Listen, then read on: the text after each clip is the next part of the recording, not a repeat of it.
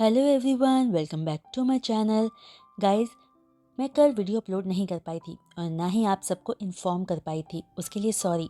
मैंने एक दिन का ब्रेक लिया था अपनी हेल्थ के लिए, पर मैं अब से बैक टू नॉर्मल हूँ और डेली वीडियो अपलोड हो जाएगी आपके लिए। Thank you for your support. और जो भी मेरे चैनल पर नए हैं, प्लीज़ चैनल को सब्सक्राइब कर लीजिए। और अब ज़्यादा देर ना करते हुए आज का एक्सप्लेनेशन हम शुरू करते हैं। लास्ट पार्ट में हमने देखा था कि लंजा यानली से अपनी मॉम के प्रॉमिस की बात जानकर, जो उन्होंने वींग की मॉम से किया था, बहुत खुश होता है और वींग से अपने प्यार का इजहार करता है।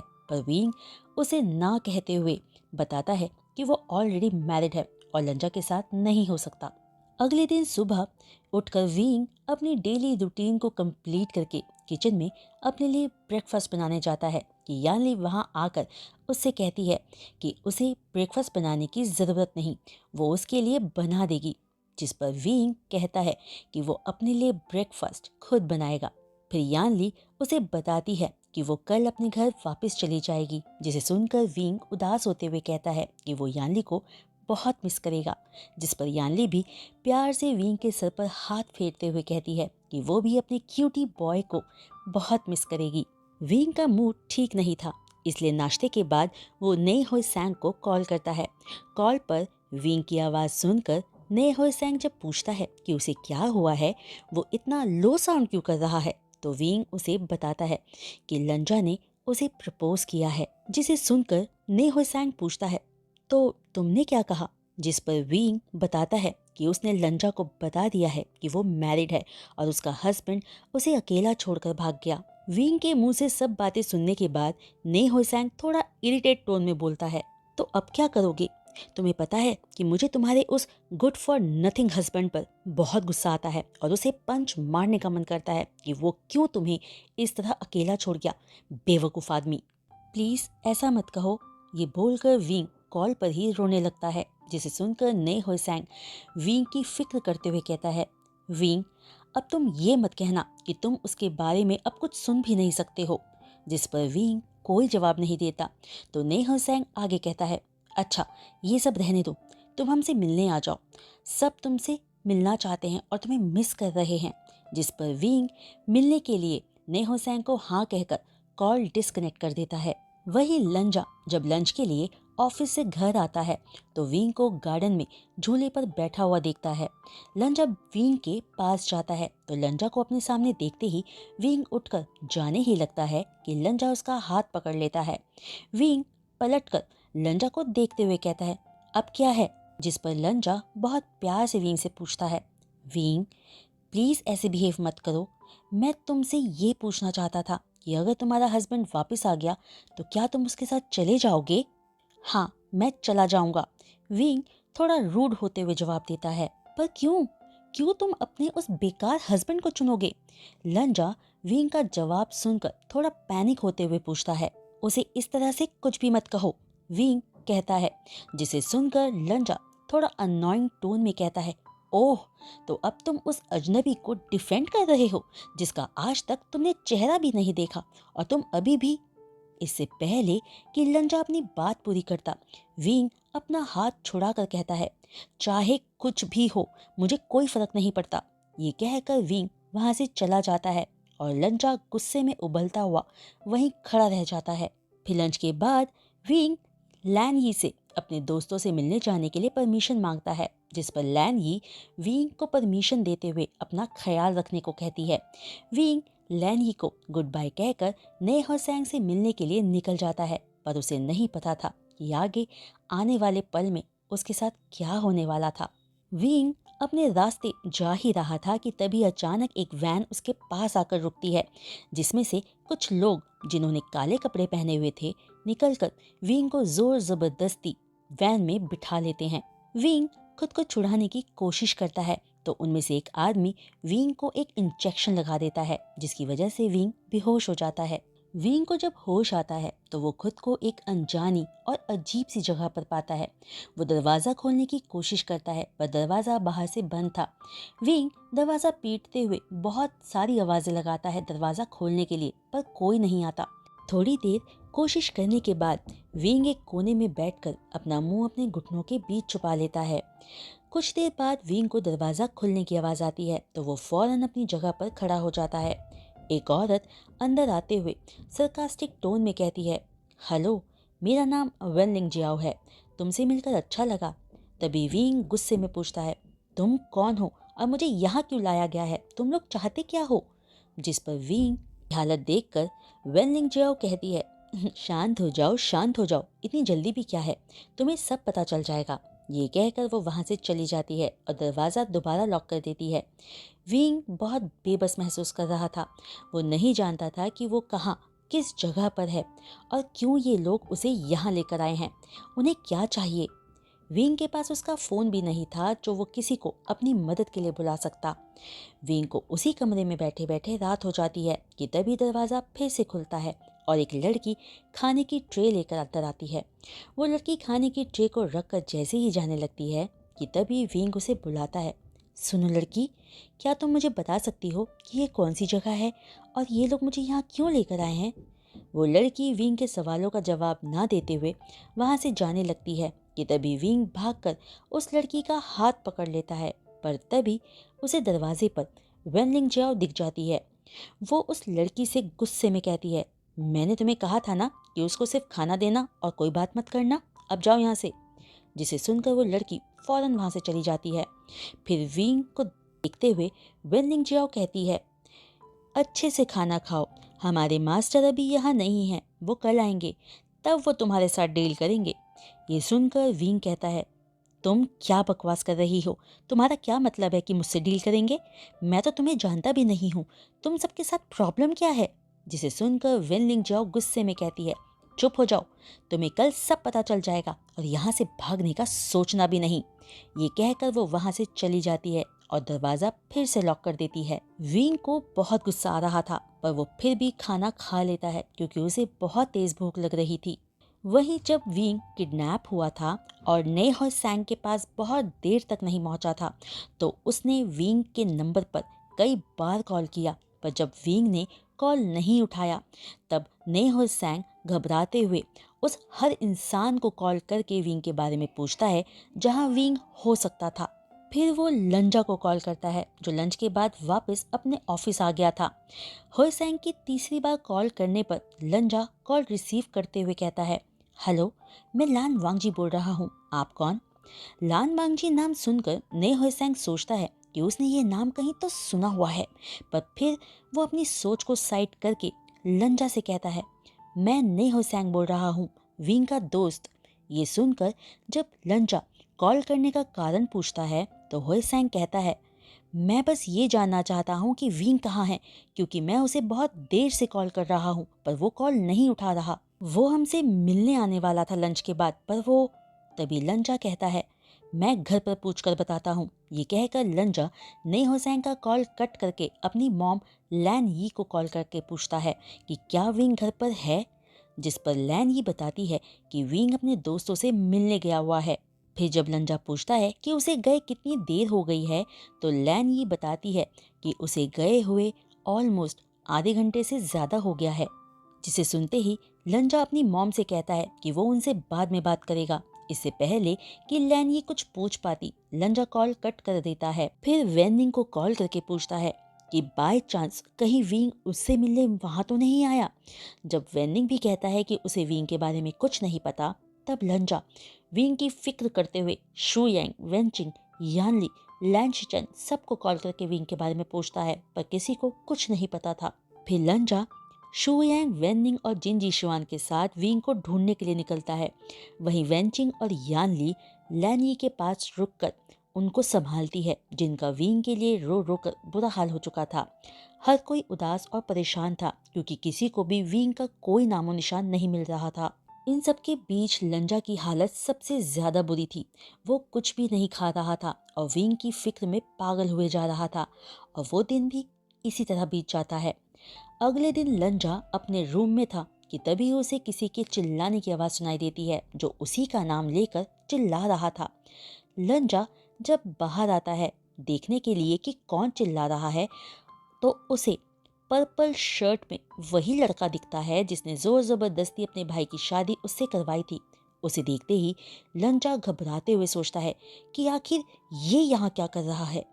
गार्ड्स जिनशा को अंदर आने से रोक रहे थे, लेकिन जैसे ही जिनशा की नज़र लंजा पर पड़ती है, वो गार्ड्स को धक्का मारकर सीधे लंजा की तरफ आकर गुस्से में पूछता है, लान वांगजी मेरा भाई कहाँ है, मैं उससे मिलना चाहता हूँ।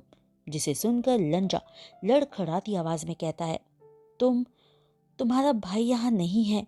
ये सुनकर जिनशा लंजा का कॉलर पकड़कर उसे गुस्से में पूछता है, क्या मतलब है कि वो यहाँ नहीं है, तो फिर कहाँ है मेरा भाई। तभी शोर सुनकर लैन यी, यानली और वेनिंग बाहर आते हैं और लंजा को इस हालत में देखकर लैन यी पूछती है, आजा ये कौन है और इसने तुम्हें कॉलर से क्यों पकड़ा हुआ है। तभी जिनशा बोल पड़ता है, मैं इससे पूछ रहा हूँ कि मेरा भाई कहाँ है और ये कह रहा है कि वो यहाँ नहीं है। अगर वो यहाँ नहीं है तो कहाँ है। तभी लैन यी कहती है, तुम्हारा भाई कौन है, हम नहीं जानते। क्या आप मजाक कर रहे हो? आप मेरे भाई को नहीं जानते? आपके बेटे ने उससे शादी की है और आप उसे नहीं जानते। जिनशा अनोइंग टोन में कहता है। ये सुनते ही लैन यी को अपने कानों पर यकीन नहीं होता कि उसने अभी क्या सुना। वो हैरान होकर पूछती है, क्या इसने कब शादी की? मुझे नहीं पता कुछ भी। आजा, ये क्या कह रहा है? ये क्या कह रहा है, मुझे साफ साफ बताओ।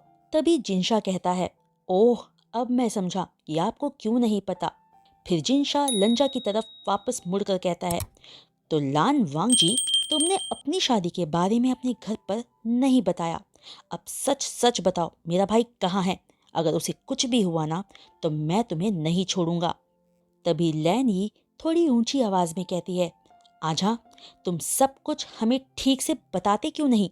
तभी जिनशा कहता है, लानवांग जी, अगर तुम नहीं बताओगे तो मैं सबको बताता हूँ। इस पूरे दौरान लंजा खामोश खड़ा था क्योंकि वो विंग के लिए पहले से ही परेशान था और अब उसने ये सब अचानक एक्सपेक्ट नहीं किया था। तभी लैन यी सबको लिविंग रूम में लेकर आती है ताकि ठीक से बात हो सके। और जैसे ही सब लिविंग रूम में बैठते हैं, जिनशा सबको सच बताता है और लंजा भी सब सच बताता है कि कैसे वो अपने हस्बैंड को बीच रास्ते में छोड़कर आया। लंजा से सच जानने के बाद जिनशा लान वांगजी को जोर से पंच मारना चाहता था, पर उसकी फैमिली के सामने वो ये नहीं कर पाया। लैन यी अपने बेटे की हरकत से बहुत डिसअपॉइंट होती है और जिनशा से उसके भाई का नाम पूछती है। और जैसे ही जिनशा अपने भाई का नाम विंग बताता है, वहां उस लिविंग रूम में बैठे सारे लोग एक साथ हैरानी से कहते हैं, क्या विंग? जिनशा इस सडन रिएक्शन से शॉक्ड होते हुए पूछता है, क्यों, क्या हुआ, क्या आप उसे जानते हो? तभी लैन यी कंफर्म करते हुए जिनशा से पूछती है, क्या तुम वे चैंगसे के बेटे के बारे में बात कर रहे हो? हाँ, पर आप उन्हें कैसे जानती हैं? जिनशा पूछता है। हाँ, वो मेरी दोस्त थी, पर तुम विंग को अपना भाई क्यों कह रहे हो? लैन यी पूछती है, जिस पर जिनशा उन सबके डाउट्स क्लियर करते हुए बताता है, क्योंकि उसके पेरेंट्स की डेथ के बाद मेरे फादर ने उसे अडॉप्ट कर लिया था। पर एक मिनट, क्या आप उससे मिल चुके हो? हाँ, वो हमारे साथ ही रह रहा था। लैन यी कहती है। ये सुनकर जिनशा हैरानी से पूछता है कि उनके कहने का क्या मतलब है। तो वो सब जिनशा को सारी बात बताते हैं कि कैसे वो लोग विंग को जानते हैं और कैसे वो यहाँ लैंड मैंशन में रहने आया था, क्योंकि लंजा ने तो पहले ही बता दिया था कि उसने ना ही तो विंग का चेहरा मैरिज वाले दिन देखा था और ना ही वो अपने हस्बैंड का नाम जानता था। सारी बात सुनने के बाद जैसे ही जिनशा खुश होकर विंग से मिलने की बात करता है, वहां बैठा हर एक इंसान अपना सिर नीचे झुका लेता है, जिसे देखते ही जिनशा के चेहरे का रंग उड़ जाता है और वो कठोर आवाज में पूछता है, अब आप सब ये मत कहना कि मेरे भाई को कुछ हो गया है। जिस पर वेंचिंग हकलाते हुए धीमी आवाज में कहती है, वो किडनैप हो चुका है।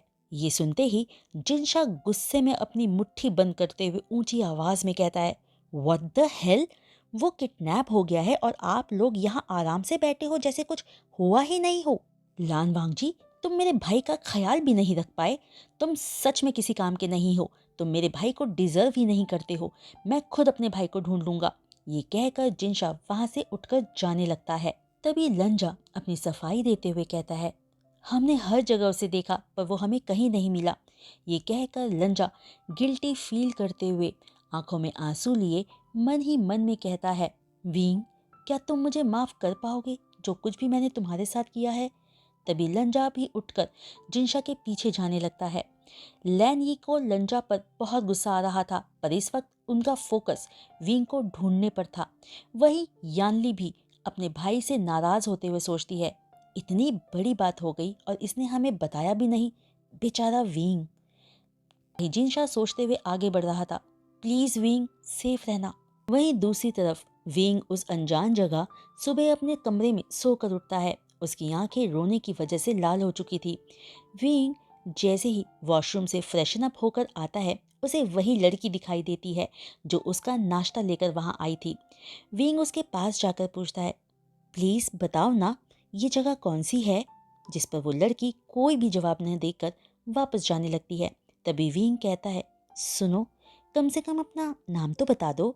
इस पर भी जब वो लड़की बिना कोई जवाब दिए वहां से चली जाती है, तो विंग चुपचाप अपना नाश्ता करके किसी मिरेकल के होने का इंतजार करता है, क्योंकि इसके सिवाय उसके पास और कोई रास्ता नहीं था। आफ्टरनून में वही लड़की जब विंग के लिए लंच लेकर आती है, तो विंग पूछता है, तुम मेरी बातों का जवाब क्यों नहीं देती? क्या तुम बोल नहीं सकती? ये सुनते ही वो लड़की विंग को घूर कर देखते हुए कहती है, मैं बोल सकती हूँ, पर मुझे बात करने के लिए मना किया है। उस लड़की को बोलते सुन विंग एक राहत भरी सांस लेते हुए बोलता है, कम से कम तुम कुछ बोली तो। क्या तुम मुझे अपना नाम नहीं बताओगी? मेरा नाम आचिंग है और मैं यहाँ मेड हूँ, बस। वो लड़की कहती है, पर मुझे नहीं लगता कि तुम यहाँ अपनी मर्जी से हो। विंग कहता है, इससे कोई फर्क नहीं पड़ता। आचिंग रूड होते हुए जवाब देती है। तभी विंग एक रिक्वेस्टिंग टोन में बात करता है, क्या तुम मेरी मदद कर सकती हो प्लीज? तभी एक आदमी वहां आ जाता है और ऊंची आवाज में कहता है, तुम्हें क्या मदद चाहिए? और तुम लड़की, तुम अभी तक यहाँ क्यों हो? जाओ यहाँ से। तभी आचिंग सिर झुकाकर कहती है, जी मास्टर, मुझे माफ कर दीजिए। ये कहकर वो वहां से चली जाती है। फिर वो आदमी विंग की तरफ पलट कर कहता है, तो स्वीटी, तुम्हें क्या मदद चाहिए? मैं तुम्हारी मदद कर सकता हूँ। उस आदमी को देखकर विंग गुस्से से भर जाता है और डिस्गस्ट लुक के साथ उसे देखते हुए कहता है, मुझे तुम्हारी कोई मदद नहीं चाहिए, बस मुझे यहाँ से जाने दो। तभी वो आदमी एक कदम विंग की तरफ बढ़ाते हुए कहता है, नहीं नहीं नहीं, इतनी जल्दी नहीं। मैं अभी आया हूँ और बहुत थका हुआ हूँ। मैं तुमसे बाद में बात करूँगा, तब तक तुम इंजॉय करो। ये कहकर वो आदमी स्मोक करते हुए वहां से दरवाजा बंद करके चला जाता है। उस आदमी के बाहर जाते ही विंग जोर जोर से दरवाजा पीटते हुए उसे बाहर निकालने को कहता है, पर कोई उसकी बात नहीं सुनता। इसलिए विंग रोते हुए अपना लंच करता है और उस आदमी की बात उसके दिमाग में घूमती रहती है, स्वीटी, तुम बस इंतजार करो। वहीं दूसरी लंजा दूसरे दिन भी विंग को ढूंढने में अपना सारा दिन लगा देता है, पर उसे विंग कहीं नहीं मिलता। लैन यी लंजा से बिल्कुल भी बात नहीं कर रही थी। लंजा ने कई बार अपनी मॉम से बात करने की कोशिश की, पर हर बार लैन यी ने उसे इग्नोर किया। यहाँ तक कि यानली भी लंजा से बात नहीं कर रही थी। ये सब देखकर लंजा को गिल्टी फील हो रहा था। जो कुछ भी उसने विंग के साथ किया था, वो बस यही उम्मीद कर रहा था कि विंग उसे जल्द से जल्द सेफली मिल जाए और वो उससे माफ़ी मांग सके। तो गाइस, आज का ये वीडियो एक्सप्लेनेशन मैं यहीं रोकती हूँ और उम्मीद करती हूँ कि आज का वीडियो एक्सप्लेनेशन आपको पसंद आया होगा। तो अगर सच में आज का वीडियो एक्सप्लेनेशन आपको पसंद आया हो तो वीडियो को लाइक, शेयर, चैनल को सब्सक्राइब और बेल आइकन को हिट करना मत भूलिएगा। तो आज के लिए बस इतना ही। मैं इस फैन फिक्शन के एक नए ट्विस्ट के साथ आपको फिर मिलूंगी। तब तक के लिए बाय।